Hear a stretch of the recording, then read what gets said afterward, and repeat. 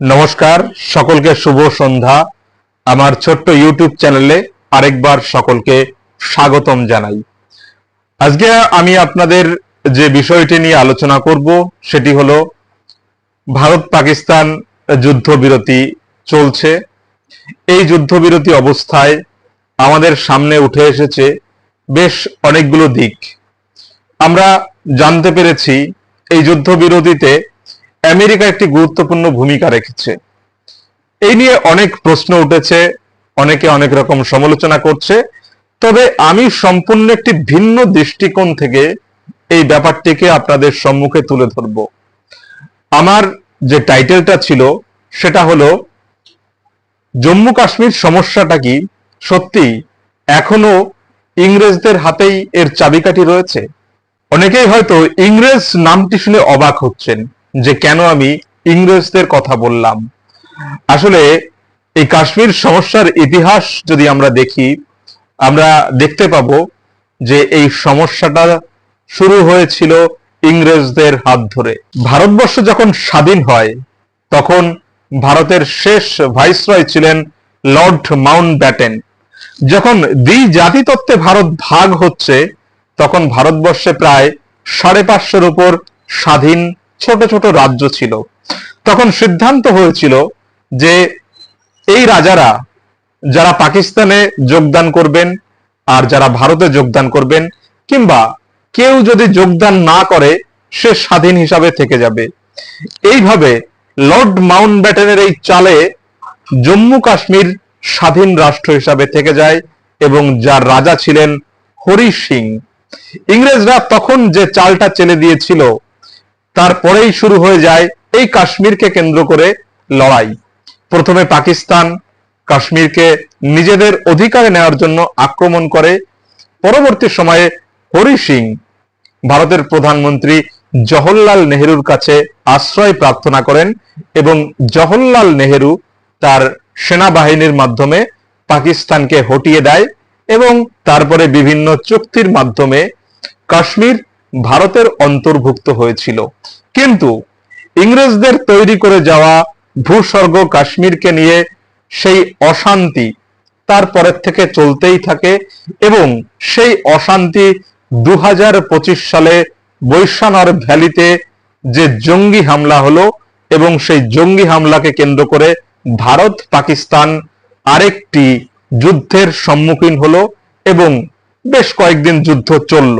Lord Mountbatten তখন অনেক দীর্ঘ হিসাব করে এই কাশ্মীরকে কেন্দ্র করে ভারতের এই সমস্যাটাকে তৈরি করে গেছিলেন এবং যা যুগের পর যুগ ধরে কাশ্মীরকে কেন্দ্র করে ভারত এবং পাকিস্তানের মধ্যে একাধিকবার যুদ্ধ লড়াই সংগঠিত হয়েছে এবং সেক্ষেত্রে হয়তো আজকের সেই ব্রিটেন ইংরেজরা নেই। ব্রিটেনের জায়গায় এখন বিশ্ব সাম্রাজ্যবাদ দ্বিতীয় বিশ্বযুদ্ধের পর থেকে আমেরিকার হাতে। আর এই জম্মু কাশ্মীর সমস্যায় বারবার আমেরিকা নাক গলিয়েছে এবং তারা বোঝাতে চেয়েছে আসলে জম্মু কাশ্মীর সমস্যার সমস্ত চাবিকাঠি তাদের হাতে রয়েছে। এবারের যখন 2025 সালে পেহেলগাম জঙ্গি হামলা, যেখানে নিরীহ মানুষদের ধর্ম জিজ্ঞাসা করে হত্যা করেছিল পাকিস্তানের মদতপুষ্ট জঙ্গিরা, এবং তারপর স্বাভাবিকভাবে ভারতের জনমানসও তৈরি হয়েছিল তীব্র ক্ষোভ এবং সেই ক্ষোভের বহিঃপ্রকাশ ঘটল ভারতবর্ষের সামরিক অভিযানের মধ্য দিয়ে। কিন্তু সামরিক অভিযান যখন ব্যাপক আকার ধারণ করতে চলেছে, দুই দেশের মধ্যে যুদ্ধ যখন পূর্ণ মাত্রায় উঠতে চলেছে, তখন ঠিক দুপুর বেলায় মার্কিন প্রেসিডেন্ট ডোনাল্ড ট্রাম্পের যুদ্ধবিরতির টুইট আমাদের সবার সামনে আসে এবং মার্কিন প্রেসিডেন্ট ডোনাল্ড ট্রাম্প যে এই যুদ্ধ স্থগিতকরণে একটি মধ্যস্থতাকারীর ভূমিকা নিয়েছেন তা পাকিস্তানের প্রেসিডেন্ট নিজেই স্বীকার করেছেন এবং ট্রাম্পের প্রতি, মার্কিন প্রশাসনের প্রতি তার কৃতজ্ঞতা জানিয়েছেন। ভারতে এই নিয়ে সরকার এবং বিরোধীদের মধ্যে একটা দোষারোপের খেলা চলছে, তবে ট্রাম্প যে একটা ভূমিকা নিয়েছেন এটা এখন অনেকটাই বুঝতে পারা যাচ্ছে। কিন্তু ট্রাম্প যে ভূমিকাটা নিলেন, যেভাবে অস্ত্রবিরতিটা চলল, সত্যিই কি কাশ্মীর সমস্যাটার সমাধান হয়ে গেল? আসলে সেই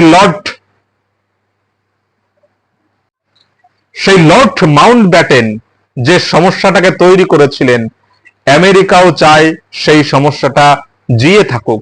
তার কারণ, যে পর্যায়ে এসে ভারত পাকিস্তানের মধ্যে এই সাময়িক অস্ত্রবিরতি হলো, এখান থেকে কখনোই বলে দেওয়া যায় না যে ভবিষ্যতের জন্য জঙ্গি হামলার পথ বন্ধ হয়ে গেল, কিংবা অদূর ভবিষ্যতে আবার জঙ্গি হামলাকে কেন্দ্র করে ভারত পাকিস্তান সম্মুখ সমরে আসবে না। না, এরকম কোনো সম্ভাবনার কথা এখনই কোনো রাজনৈতিক বিশেষজ্ঞ জোর দিয়ে বলতে পারে না। আসলে আমেরিকা যে সাময়িক এই যুদ্ধের স্থগিতকরণ করলো, এটা আমেরিকার রাজনৈতিক স্বার্থ এবং কাশ্মীরকে কেন্দ্র করে আমেরিকার যে দীর্ঘস্থায়ী রাজনৈতিক স্বার্থ রয়েছে, সেটা বজায় রাখতে গেলে অবশ্যই কাশ্মীর সমস্যাটাকে ভারত এবং পাকিস্তানের মধ্যে জিয়ে রাখতে হবে। কেন জিয়ে রাখতে হবে? এখানে আমেরিকার আসল যে অর্থনৈতিক লাভটা রয়েছে, পৃথিবীতে যে পরিমাণ অস্ত্র উৎপাদন করে বাকি বিশ্ব মিলে, তার চাইতে বেশি অস্ত্র উৎপাদন করে আমেরিকা। কিন্তু আমাদের মনে রাখতে হবে, আমেরিকার ভূভাগকে কিংবা আমেরিকার সার্বভৌম আক্রান্ত হয় এমন কোন শক্তিশালী রাষ্ট্র কিন্তু আমেরিকার পাশে নেই। তবুও কেন আমেরিকা এত বিপুল পরিমাণ অস্ত্র উৎপাদন করে? আসলে আমেরিকা তাদের অর্থনৈতিক সমৃদ্ধিকরণের জন্য সারা বিশ্বে অস্ত্রের একটা বিশাল ব্যবসা রয়েছে, আর সেই ব্যবসার অন্যতম বড় ক্রেতা হচ্ছে ভারত এবং পাকিস্তান। তাই এই দুই ক্রেতার মধ্যে যদি যুদ্ধ আবহ না রাখা যায়, তবে এরা কখনোই অস্ত্র কিনবে না। এই উদ্দেশ্যকেই সামনে রেখে কাশ্মীরকে কেন্দ্র করে আমেরিকা চায় না ভারত এবং পাকিস্তান কোন নির্ণায়ক ভূমিকায় আসুক। তার চাইতে তাদের অর্থনৈতিক স্বার্থে কাশ্মীরকে কেন্দ্র করে যেন ভারত এবং পাকিস্তানের মধ্যে এই শত্রু খেলা আরো দীর্ঘদিন ধরে চলে। লর্ড মাউন্টব্যাটেন যে চাল কাশ্মীরকে কেন্দ্র করে দিয়ে গেছিলেন, তার ফল এখনো পশ্চিমারা বিভিন্ন অর্থনৈতিকভাবে নিচ্ছে এবং জানি না ভবিষ্যতে আরো কতদিন নিতে থাকবে। কতদিন ভারত এবং পাকিস্তান, এই ইংরেজ, সে আমেরিকান হতে পারে, সে ব্রিটিশ হতে পারে, তাদের চক্রান্তের শিকার হয়ে নিজেদের অর্থনীতিটাকে ওই তাদের পায়ে লুটিয়ে দেবে। এটা কতদিন চলবে জানি না।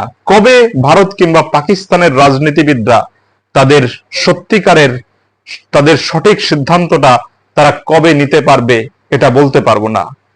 তবে আলোচনাটি কেমন লাগলো অবশ্যই আপনারা কমেন্ট করে জানাবেন, এবং এরকম বিশ্লেষণ শুনতে হলে চ্যানেলটিকে সাবস্ক্রাইব করবেন। আরেকবার সকলকে নমস্কার।